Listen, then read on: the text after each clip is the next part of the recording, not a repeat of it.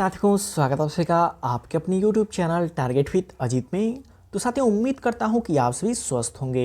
तो साथियों आज की इस क्लास में हम डिस्कस करने वाले हैं टॉप 65 कृषि विज्ञान के उन सभी महत्वपूर्ण प्रश्नों के बारे में जो कि यूपीटीपीएससी एजीडी के एग्जाम में डायरेक्ट देखने को मिल सकती हैं। तो सही प्रश्नों को ध्यान से देखिएगा क्योंकि दिए गए सभी क्वेश्चन एग्जाम ओरिएंटेड और सिलेक्टिव हैं। तो आइए देखते हैं। जैसे पहला प्रश्न है, निम्नलिखित में से कौन सा शब्द पीले रंग द्रव्य के लिए प्रयोग किया जाता है जो विटामिन ए का अग्रदूत है और पौधे के हिस्सों जैसे नारंगी फल को रंग देता है? वो कौन सा कहलाता है? तो याद रखिएगा कैरोटीन कहलाता है। क्या कहलाता है? कैरोटीन कहलाता है। साथियों इस क्वेश्चन में ध्यान दीजिएगा, बात किया हुआ है पीले रंग द्रव्य की और विटामिन ए की और नारंगी फल की। तो गाजर आप सभी लोग को पता होगा नारंगी कलर का होता है और उसमें कैरोटीन जो कि सबसे अधिक मात्रा में पाती है और गाजर जो कि विटामिन ए का भी अच्छा स्रोत होता है। तो ऐसे रिलेट करके आप इस क्वेश्चन से 2 क्वेश्चन लर्न कर सकते हैं। नेक्स्ट क्वेश्चन है, जौ और मक्का में एक्स किरणों की उत्परिवर्तन क्रिया की खोज किसने की? बात करें जौ और मक्का में एक्स किरणों की उत्परिवर्तन क्रिया की खोज किसने की थी? याद रखिएगा स्टैडलर ने की थी। किसने किया था? स्टैडलर ने किया था। नेक्स्ट क्वेश्चन है, ग्लैडुलस का प्रसार खाली स्थान द्वारा होता है। साथियों मोस्ट एग्जाम रिपीटेड क्वेश्चन है कि ग्लैडुलस का प्रसार जो कि किसके द्वारा होता है? तो याद रखिएगा कॉर्म के द्वारा होता है। किसके द्वारा होता है? कॉर्म के द्वारा जो कि ग्लैडुलस का प्रसार होता है। तो याद रखिएगा इंपॉर्टेंट क्वेश्चन है। नेक्स्ट क्वेश्चन है, निम्नलिखित में से कौन सा कुल जड़ परजीवी का उदाहरण है? इनमें से आपको बताना है कौन सा एक जो कि टोटल रूट पैरासाइट का एग्जाम्पल है। तो याद रखिएगा ओरोबैंकी जो होता है यह एक टोटल रूट पैरासाइट का एग्जाम्पल हो जाता है। बात करें टोटल रूट पैरासाइट और टोटल स्टेम पैरासाइट की एग्जाम्पल की, तो इसको आप एक ट्रिक से याद रख सकते हैं। ट्रिक क्या है? CLOS क्लोस, कस्क्यूटा, लोरेंथस, ओरोबैंकी और स्ट्राइगा, जिसमें कस्क्यूटा होता है टोटल स्टेम पैरासाइट, फिर होता है semi stem parasite, Orobanche total root parasite, Striga जो होता है सेमी रूट पैरासाइट। तो इस ट्रिक के माध्यम से आप इसको अच्छे से लर्न कर सकते हैं और इससे संबंधित एक क्वेश्चन आप सभी के एग्जाम में देखने को मिल सकता है। बीज पर निशान अंडाशय के साथ बीजांड के जुड़ाव को दर्शाता है। क्या दर्शाता है? याद रखिएगा हाइलम को दर्शाता है। इसको दर्शाता है, हाइलम को दर्शाता है। तो साथियों क्वेश्चन का लेवल आप सभी को देख के पता चल रहा होगा कि दिए गए सभी क्वेश्चंस एग्जाम ओरिएंटेड और सिलेक्टिव हैं। तो वीडियो की क्वालिटी और कंटेंट आप सभी को पसंद आ रहा हो तो प्लीज़ वीडियो को लाइक और चैनल को सब्सक्राइब जरूर कर लीजिएगा, क्योंकि मैं डेली आप सभी एचडी एस्पिरेंट्स के लिए ऐसे ही 65 रिवीजन क्लास लेकर के आता रहता हूँ। नेक्स्ट क्वेश्चन है, व्यापक स्तर के संबंध का आपस में मेल न होना और एकरूपता उत्पन्न होना क्या कहलाता है? तो याद रखिएगा लाइन ब्रीडिंग कहलाता है। क्या कहलाता है?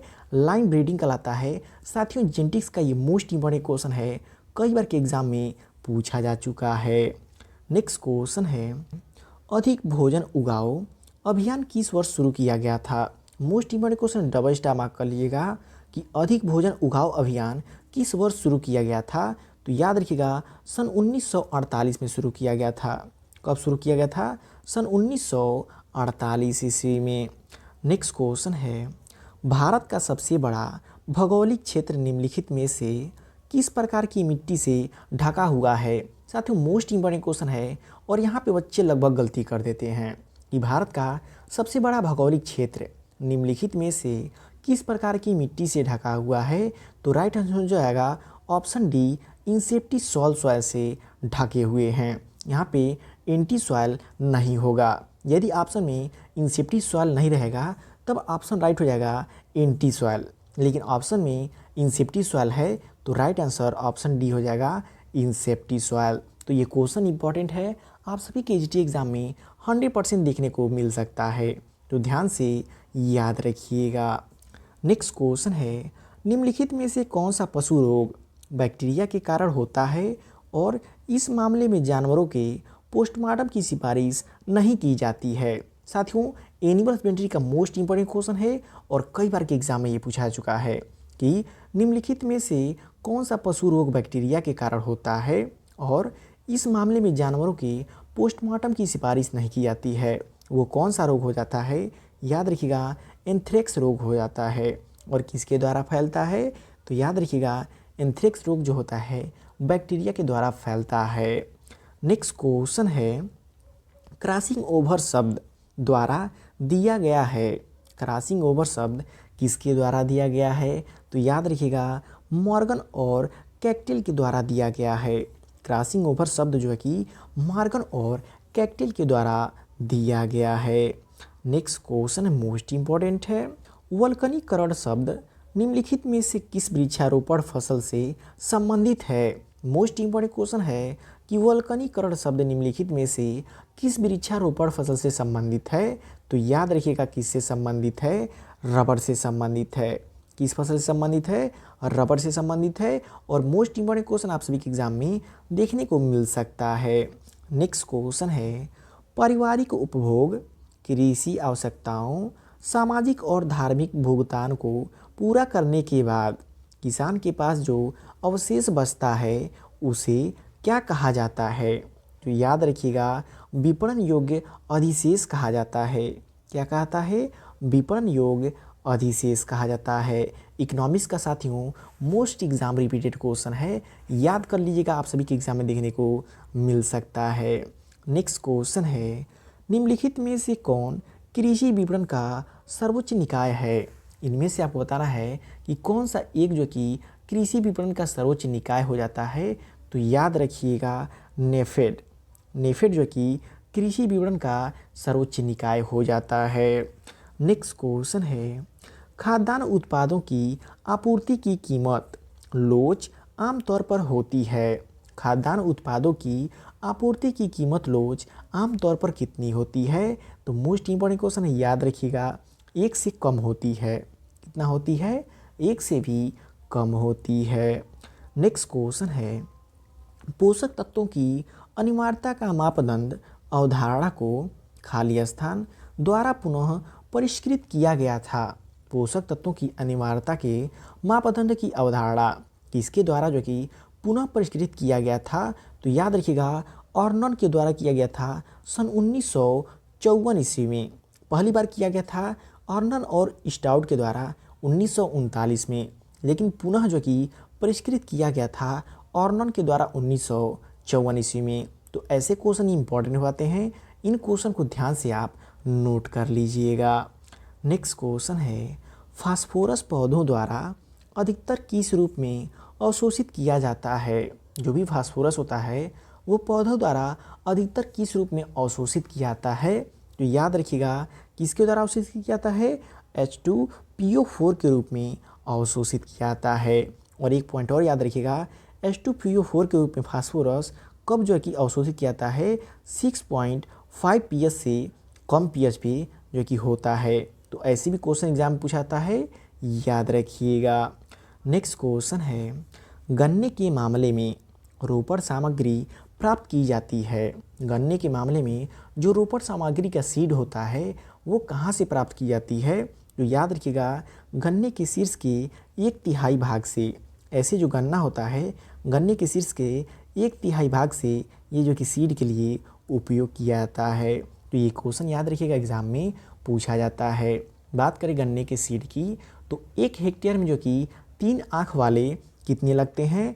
35,000 से जो कि 40,000 तक लगते हैं। तो सीड रेट भी याद रखिएगा, एग्जाम में कभी कभी पूछ दिया जाता है। तो साथियों, वीडियो की क्वालिटी और कंटेंट आप सभी को पसंद आ रहा हो तो प्लीज़ वीडियो को लाइक और शेयर करके चैनल को सब्सक्राइब जरूर कर लीजिएगा, क्योंकि मैं डेली आप सभी HDS स्टूडेंट्स के लिए ऐसे ही टॉप 65 की डेली रिवीजन क्लास लेकर के आता रहता हूँ। नेक्स्ट क्वेश्चन है, केंद्रीय ऊन विकास बोर्ड कहाँ स्थित है? बात करें केंद्रीय ऊन विकास बोर्ड की तो कहाँ पे स्थित है? याद रखिएगा, जोधपुर में स्थित है। कहाँ पे स्थित है? जोधपुर में स्थित है। नेक्स्ट क्वेश्चन है, राष्ट्रीय बीजी मसाला अनुसंधान संस्थान केंद्र कहाँ पे स्थित है? बात करें राष्ट्रीय बीजी मसाला अनुसंधान केंद्र कहाँ पे स्थित है? तो याद रखिएगा अजमेर में स्थित है। कहाँ पे स्थित है?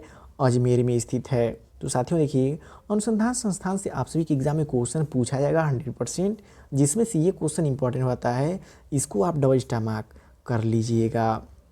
नेक्स्ट क्वेश्चन है कि अलसी में प्रोटीन की मात्रा होती है। अलसी में प्रोटीन की मात्रा कितने प्रतिशत पाई जाती है? तो याद रखिएगा 36% पाई जाती है। अलसी में प्रोटीन की मात्रा की बात करें तो 36% पाई जाती है। नेक्स्ट क्वेश्चन है, नेपियर घास को 1 हेक्टेयर क्षेत्रफल में लगाने हेतु लगभग रूट स्लिप की आवश्यकता होती है। बात करें नेपियर घास को लगाने के लिए 1 हेक्टेयर क्षेत्रफल में कितने रूट स्लिप की आवश्यकता होती है? तो याद रखिएगा 27,800 रूट स्लिप की आवश्यकता होती है नेपियर घास को 1 हेक्टेयर क्षेत्रफल में लगाने के लिए। नेक्स्ट क्वेश्चन है, IFOMA का मुख्यालय कहाँ स्थित है? तो याद रखिएगा कहाँ पे स्थित है? फ्रांस में स्थित है। और बात करें IFOMA की स्थापना कब हुई थी? 1972 में हुई थी। तो इन दोनों चीज़ों को याद रखिएगा, दोनों में से एक आपके एग्जाम में पूछा जा सकता है। नेक्स्ट क्वेश्चन है, निम्न में से कौन सी हरी खाद फसल नहीं है? इन चारों से आपको बताना है कौन एक हरी खाद की फसल नहीं है। तो बात करें ढैंचा, सिसबानिया और सनई, ये तीनों जो कि हरी खाद की फसल हैं, लेकिन बरसीम जो कि ये हरी खाद की फसल नहीं है, चारे की फसल है। कौन सी फसल है? चारे की फसल है। नेक्स्ट क्वेश्चन है, निम्न में नत्रजन स्थिरीकरण के लिए आवश्यक तत्व है।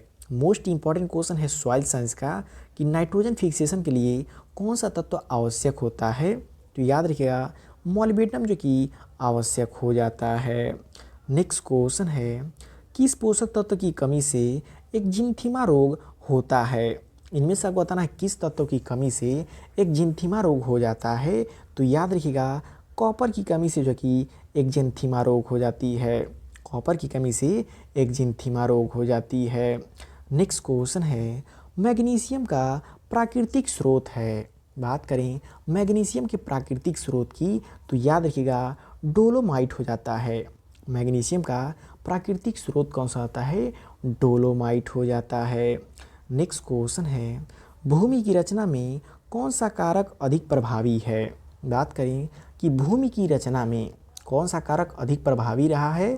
तो याद रखिएगा जलवायु। जलवायु जो कि भूमि की रचना में अधिक प्रभावी रहा है। नेक्स्ट क्वेश्चन है, भंडारण में अनाज में 0% नमी पर एक नासी कीट का प्रकोप बना रहता है, वह है। भंडारण में अनाज में 0% नमी पर एक नासी कीट का प्रकोप बना रहता है, वो कौन सा होता है? याद रखिएगा खपरा बीटल हो जाता है। कौन सा होता है? खपरा बीटल हो जाता है। नेक्स्ट क्वेश्चन है, बाजरे का तुलासिता या हरित बाली रोग मूलतः है। बाजरे का तुलासिता या हरित बाली रोग मूलतः क्या हो जाता है? याद रखिएगा सॉइल बॉर्न डिजीज हो जाता है। कौन सा होता है? मृदा जनित रोग हो जाता है। नेक्स्ट क्वेश्चन है, कॉलर रॉट व्याधि किस फसल से संबंधित है? बात करें कॉलर रॉट व्याधि की किस फसल से संबंधित है? तो याद रखिएगा मूंगफली से संबंधित है। कॉलर रॉट बीमारी जो कि मूंगफली की फसल से संबंधित होती है। नेक्स्ट क्वेश्चन है, निम्न में से कौन सा एकाश्रयी कीट है? आपको बताना है मोनोसियस रस्ट कौन सा होता है? तो याद रखिएगा अलसी का कीट जो होता है यह एक लिंगाश्रयी कीट हो जाता है। नेक्स्ट क्वेश्चन है, आर्द्रपतन रोग डैम्पिंग ऑफ के रोगजनक मृदा में जीवित रहते हैं, किसके रूप में जीवित रहते हैं? तो याद रखिएगा स्क्लेरोसिया के रूप में जीवित रहते हैं। डैम्पिंग ऑफ के रोगजनक जो कि मृदा में स्क्लेरोसिया रूप में जीवित रहते हैं। नेक्स्ट क्वेश्चन है, रेशेदार पॉलीसेकेराइड है, इनमें से रेशेदार पॉलीसेकेराइड कौन सा हो जाता है? तो याद रखिएगा सेलुलोज जो होता है यह रेशेदार पॉलीसेकेराइड हो जाता है। नेक्स्ट क्वेश्चन है, पायरुवेट एसीटाइल को एंजाइम में परिवर्तन किस एंजाइम द्वारा होता है? तो याद रखिएगा पायरुवेट डिहाइड्रोजिनेज के द्वारा होता है। किसके द्वारा? पायरुवेट डिहाइड्रोजिनेज के द्वारा होता है। तो साथियों क्वेश्चन का लेवल आप सभी को देख के पता चल रहा होगा कि दिए गए सभी क्वेश्चन एग्जाम ओरिएंटेड और सिलेक्टिव हैं। तो वीडियो की क्वालिटी और कंटेंट आप सभी को पसंद आ रहा हो तो प्लीज़ वीडियो को लाइक और चैनल सब्सक्राइब जरूर कर लीजिएगा। नेक्स्ट क्वेश्चन है, अपचयी शर्करा में होता है। अपचयी शर्करा में क्या होता है? याद रखिएगा, मुक्त एल्डिहाइड या कीटोन होता है। अपचयी शर्करा में क्या होता है? मुक्त एल्डिहाइड या फिर कीटोन हो जाता है। नेक्स्ट क्वेश्चन है, विस्तार का प्रभावी माध्यम हो सकता है। विस्तार का प्रभावी माध्यम क्या हो सकता है? याद रखिएगा, ठोस परिवर्तन। ठोस परिवर्तन जो कि विस्तार का प्रभावी माध्यम हो सकता है। नेक्स्ट क्वेश्चन है, सेवाग्राम परियोजना की शुरुआत किसने की थी? मोस्ट इंपॉर्टेंट क्वेश्चन है एक्सटेंशन का कि सेवाग्राम परियोजना जो कि किसके द्वारा शुरू किया गया था? तो याद रखिएगा, महात्मा गांधी जी के द्वारा शुरू किया गया था। किसके द्वारा? महात्मा गांधी जी के द्वारा। नेक्स्ट क्वेश्चन है, कौन सी योजना के जिले में सफलतापूर्वक क्रियान्वयन हेतु जिला कलेक्टर जिम्मेदार था? कौन सी योजना के जिले में सफलतापूर्वक क्रियान्वयन हेतु जिला कलेक्टर जिम्मेदार था? तो याद रखिएगा, फिरक्का कार्यक्रम के लिए। किसके लिए? फिरक्का कार्यक्रम के लिए। लास्ट क्वेश्चन है, राज्य में अल्प या मध्यम अवधि के लिए राज्य स्तर पर कृषि ऋण स्वीकृत की जाती है। किसके द्वारा? तो देखिए साथियों, जब बात करें राज्य में कि राज्य में अल्प या मध्यम अवधि के लिए राज्य स्तर पर कृषि ऋण की स्वीकृत की जाती है। किसके द्वारा? तो राज्य सहकारी बैंक के द्वारा। किसके द्वारा? राज्य सहकारी बैंक के द्वारा। तो साथियों ये आपके कृषि विज्ञान के टॉप 65 क्वेश्चंस जो कि आप सभी यूपीटीपीएससी एजीटी एग्जाम के लिए मोस्ट इंपॉर्टेंट हो जाती हैं। तो वीडियो आपको कैसा लगा कमेंट करके फीडबैक जरूर दीजिएगा और वीडियो पसंद आए प्लीज़ वीडियो को लाइक और चैनल को सब्सक्राइब जरूर कर लीजिएगा।